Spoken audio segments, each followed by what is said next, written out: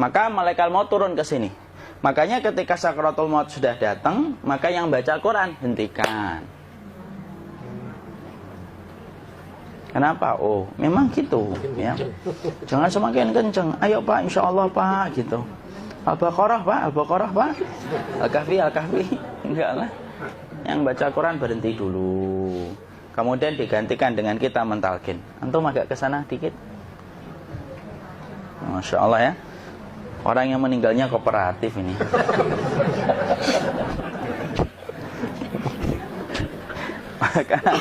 maka agak ke sini ya.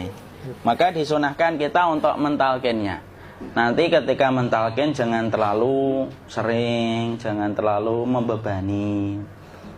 Jangan terlalu sering itu la ilaha illallah, la ilaha illallah. Tidak gitulah. Berat nanti dia ngerasakan. Di situ Imam Qurtubi juga menyampaikan, jangan terlalu sering karena itu memberatkan dadanya. Jadi ketika mentalkin, saya sampaikan, boleh diganti atau enggak Ustadz? Enggak lah, talkin itu ibadah. Ibadah itu tauqifiyah. Tauqifiyah itu enggak usah diganti.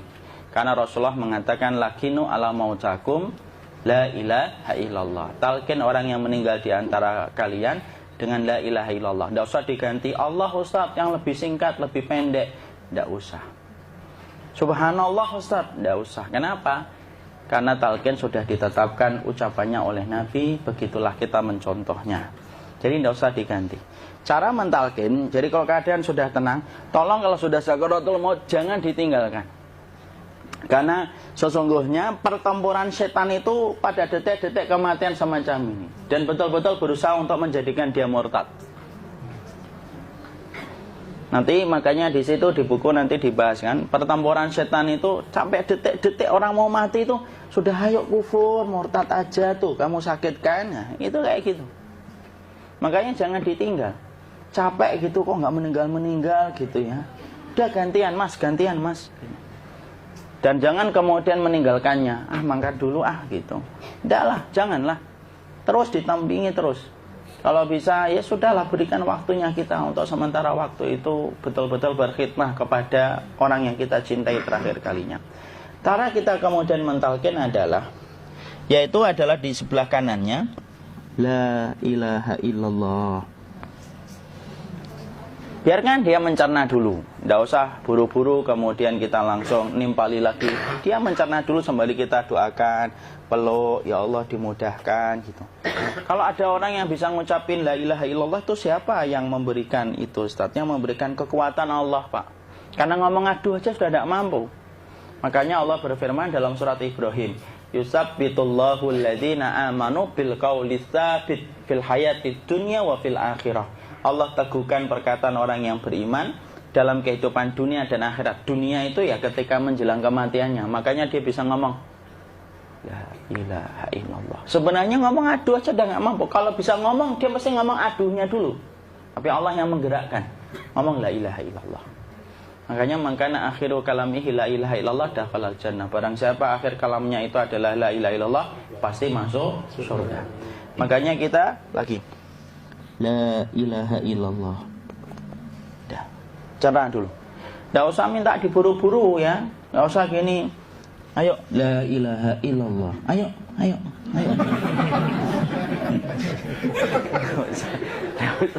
Enggak usah gitu.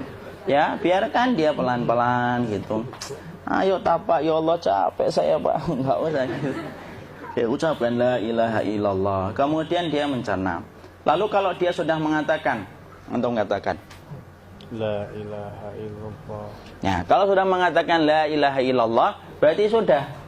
Enggak usah ditalkin lagi, enggak usah. Belum meninggal juga Ustaz? Enggak apa-apa, biarin aja. Dia di situ aja. Kecuali dia ngomong lagi dan enggak usah diajak ngomong, alhamdulillah ya Pak, ya Allah gitu. Terus dia jawab, alhamdulillah. Ya. Itu berarti ucapan terakhirnya alhamdulillah. Atau ketika habis ditalkin la ilaha illallah, dia ngelihat air. Nah, itu berarti ucapan terakhirnya air. Talkin lagi. Nggak usah marah. Aduh Pak minta air. Mau minta air nanti aja dikubur gitu loh. Jangan gitu. Biarin aja. Jangan kemudian setelah la ilaha illallah La ilaha illallah. Terus, ayo tutup, awas yang ngomong lagi ya. Nggak usah gitu juga. Maka kemudian setelah la ilaha illallah sudah, nggak usah diajak ngomong gitu. Terus kemudian nggak usah ada anaknya perempuan, ya Allah Pak, sudah bisa ngomong la ilaha illallah, usah gitu. Cukup dalam hati alhamdulillah gitu. Diam kita dengerin gitu. Disitulah nanti biasanya detik dia terakhir. Dia nanti ngeliat di sini Pak, prosesnya itu nanti kaki langsung sebagian jempol dingin dia. Kaki, telapak kakinya langsung kalau kita geningkan dingin kayak kaki yang kena AC langsung. Kemudian dia langsung ningkup gini, dikit dia, mulai kaku dia. Atau kalau enggak, gini dia. Langsung kayak jatuh, kayak kepala nanti yang paling terakhir. Kepala itu pasti ada gerakannya Pak, ini meninggal itu. Pasti gitu. Pasti gitu. Karena apa? Sudah tidak ada beban ruh yang menahannya. Ya, cabut ya, set pelan, maka kemudian malaikat itu. Tapi tetap sakit lah, walaupun dikatakan ringan, tetap sakit. Maka kemudian sakit gitu, ngelewatin sini, jantung kemudian sudah tidak berfungsi, kemudian ginjal Pak, ngelewatin ginjal tidak berfungsi. Bapak bayangkan kan, kalau yang pernah sakit batu ginjal Pak, sepakat nggak kalau kita batu ginjal itu sakitnya luar biasa Pak? Itu baru titik batu kecil di ginjal. Kita bisa bayangkan tiba-tiba ginjal tidak berfungsi, sakitnya kayak apa Pak? Tiba-tiba ginjal nggak berfungsi, pankreas naik, kemudian tek jantung. Jantung ini dia masih hidup dia, di sininya masih hidup walaupun jantungnya sudah berhenti. Naik, kemudian mata dia ngelewatin mata. Organ tubuh yang paling setia sama ruh itu mata. Maka kemudian mata dia ngelihat dia, ngelihat keluarnya, naik dia. Ya, dilihat ini sama dia. Makanya Rasulullah mengatakan innar ruha idza qubida tabi'ahul basar. Ruh itu kalau dicabut, mata itu ngikutin kemana perjalanan ruh itu. Makanya ada yang meninggalnya gini. Ya, itu bukan tanda su'ul khatimah. Itu tanda fitrahnya mata ngikutin ruh. Atau kemudian bukanya sedikit. Ada yang kayak senyum Pak. Ada yang kesini yang keringetan. Nah, itu tanda husnul khatimah. Ada yang senyum. Jadi sakitnya setelah selesai itu plong gitu loh. Makanya kemudian ada yang tersenyum. Maka itu tanda. Kalau kita ngelihat orang yang membuka mata kayak gini, tidak usah takut. Cepat-cepat kemudian kita nanti tutup. Biasanya kalau terlalu lama, itulah yang menjadikan ini tidak bisa ditutup. Makanya harus pakai kapas akhirnya. Karena apa? Karena pas meninggal nggak langsung ditutup. Biasanya karena perawat takut, dokternya juga nggak tahu itu, dibiarin itu. Makanya ada beberapa mata yang ditutup pakai tensoplas kan? Sebenarnya kalau langsung bisa nutup dia, fitrahnya nutup mata itu. Jadi kemudian kita baca Allahumma firlahu warhamhu wa'afihi wa'fu anhu atau bismillah wassalatu wassalamu ala rasulillah, tutup. Bismillah. Tidak usah takut. Kecuali buka lagi ya, ini baru kita kabur bareng. Kalau buka lagi Pak, Insya Allah Pak, ya Allah ya kita kabur bareng-bareng Pak. Diusap Pak, diusap gini. Enggak disenggol gini enggak. Begini kan, sudah meninggal dunia. Tangan boleh begini, boleh diluruskan, tidak ada ketentuannya. Boleh gini, boleh kemudian lurus. Tidak usah disalahin kalau ada yang lurus. Lu itu tangannya gimana sih? Posisikan kayak sholat. Tidak ada perintah kayak gitu. Jadi kemudian dikondisikan saja. Terus maka kemudian dipijit-pijit, akiknya dikeluarin, kemudian jamnya dilepas, gigi palsunya dilepas kalau ada, ya. Kemudian apa setelah itu? Coba buku.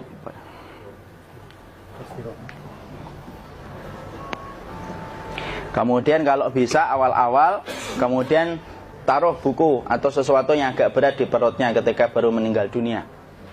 Kenapa kemudian ditaruh kayak gini? Bukan apa-apa, supaya membantu sisa-sisa pencernaan dia untuk keluar.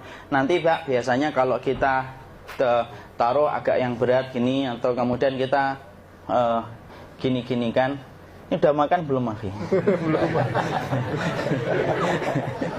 Udah makan belum makan kok udah gede ya?